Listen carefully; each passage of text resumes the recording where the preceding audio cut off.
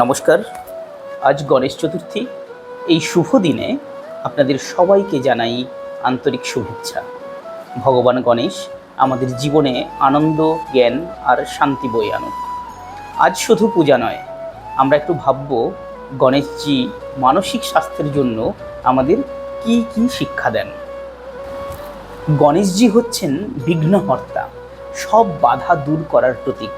তার বড় মাথা আমাদের শেখায় বড় করে ভাবতে, জ্ঞান দিয়ে কাজ শুরু করতে, আর ছোট চোখ শেখায় মনোযোগ।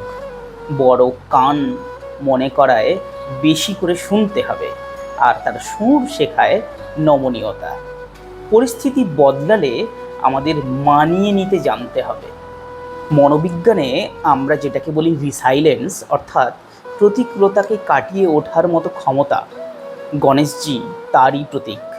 জীবনের বাধা, ভয়, দুশ্চিন্তা বা আত্মসন্দেহ দূর করার জন্য আমাদের মনে একটা নিজস্ব গণেশ আছে।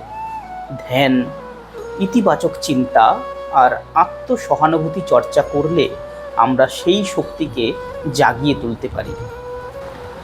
এই গণেশ চতুর্থীতে আমরা শুধু মণ্ডপ, আলোকসজ্জা আর মিষ্টি দিয়ে নয়, মনকে শান্ত রাখার জন্য প্রতিজ্ঞা করব।